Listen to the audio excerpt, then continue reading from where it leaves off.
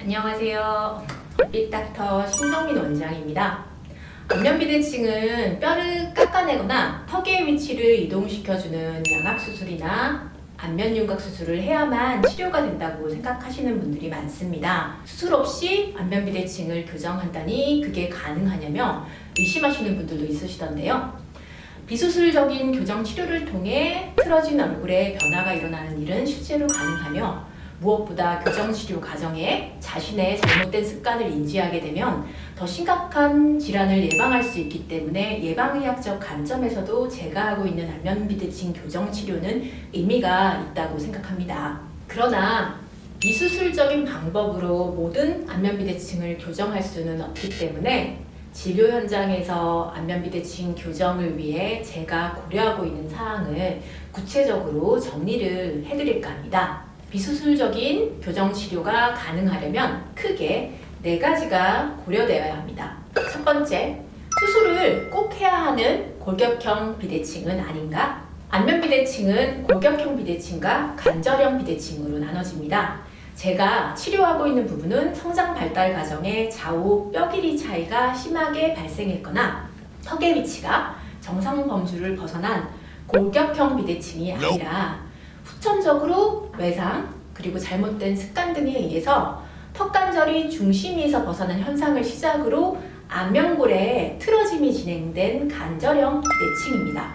다음 사진처럼 육안으로 확연하게 구별될 정도로 심한 비대칭은 수술도 필요하고 치아 교정도 동시에 필요할 수 있습니다. 안면골과 주변 근육을 촉진해서 어느 정도 상태를 파악할 수는 있지만 엑스레이를 촬영한 필름을 통해 최종 판단하는 것이 정확합니다.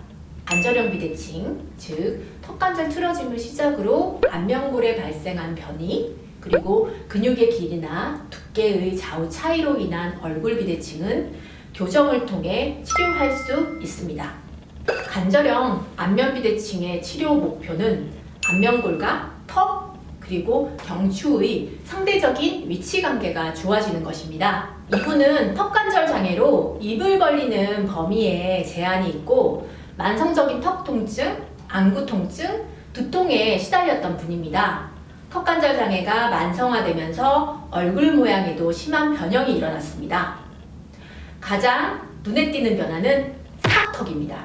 촉지해보면 뼈 자체가 큰 것이 아니라 교근이 단단하게 굳어서 비대해 있었기 때문에 안면윤곽 수술 없이 비대칭 교정 치료로 이렇게 좋아질 수가 있습니다. 두 번째, 턱관절 장애를 동반하고 있는가? 안면비대칭을 가지고 있는 분들 중에 턱관절 장애를 같이 가지고 있는 경우는 정말 많습니다. 일본의 한 의료기관에서 턱관절 장애로 인한 증상이 있는 실험군과 턱관절 장애가 없는 대조군의 얼굴의 비대칭 정도를 측정한 논문이 있는데요.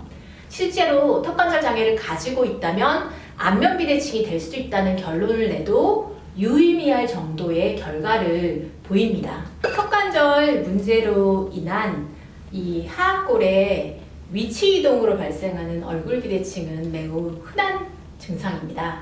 턱관절 장애 환자에게 하악골에 이렇게 뒷방향으로 이동되는 변화가 일어나면 이 관절와에 있는 이 가상돌기가 한쪽으로 같이 틀어지게 되면서 하악골에 중심선이 이동되는 현상이 일어납니다.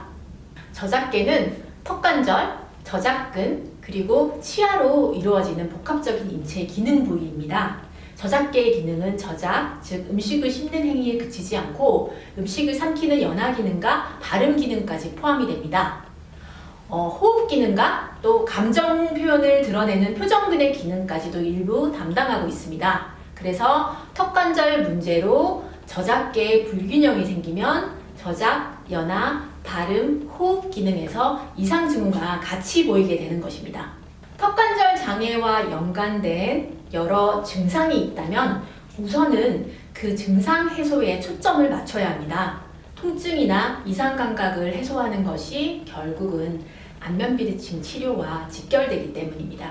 세 번째, 안면 근육 그리고 이와 연계된 몸 근육을 불균형하게 쓰는 현상이 보이는가? 우리 몸의 대부분의 뼈는 근육 없이는 움직임을 만들어낼 수 없습니다. 좌우 불균형하게 근육을 쓰는 습관이 고착되어 있다면 이를 적극적으로 교정해 줘야 합니다. 근육을 불균형하게 쓰는 현상은 누워있을 때보다 실제 중력의 영향을 받는 서있을 때 상태 관찰해야 하며 가만히 있을 때보다는 움직일 때 더 많이 관찰할 수 있습니다. 얼굴 근육의 변이는 턱을 열었다 닫았다 할 때 그리고 웃을 때 가장 잘 파악됩니다. 또한 안면부 근육 교정에만 집중하지 말고 전신의 근육 움직임의 문제를 파악해 이를 치료해줘야 되는 경우도 있습니다. 그 부위에 약화된 근육은 강화해주고 과긴장되어서 단축되어 있는 근육은 풀어주는 것이 근육 치료에서 매우 중요합니다. 네 번째, 치료 목표, 교정 범위에 대해서 환상을 갖고 있지는 않은가. 관절형 안면비대칭 교정 치료의 목표는 안면골의 크기 변화를 만드는 게 아니라 근육 길이 편차를 교정하고 안면골, 턱관절, 경추의 상대적인 위치 관계를 조절해 균형 잡힌 얼굴 모양을 만드는 것입니다. 근육의 길이 변화가 일어나면서 틀어진 안면골이 재배열되고 한쪽으로만 있던 주름이나 꺼짐 현상이 사라진다던가 턱이 갸름해지거나 하는 현상은 있을 수는 있지만 뼈 길이 자체를 줄일 수는 없기 때문에 비포, 애프터 변화가 성형수술한 것과 같이 딴 사람으로 변하기를 기대하시는 분들에게는 맞지 않습니다. 여러분은 비수술 안면비대칭 교정 치료를 할 수 있는 유형이신가요? 이상 여러분의 바른 얼굴을 찾아 건강을 드리는 얼핏 닥터 신정민 원장이었습니다.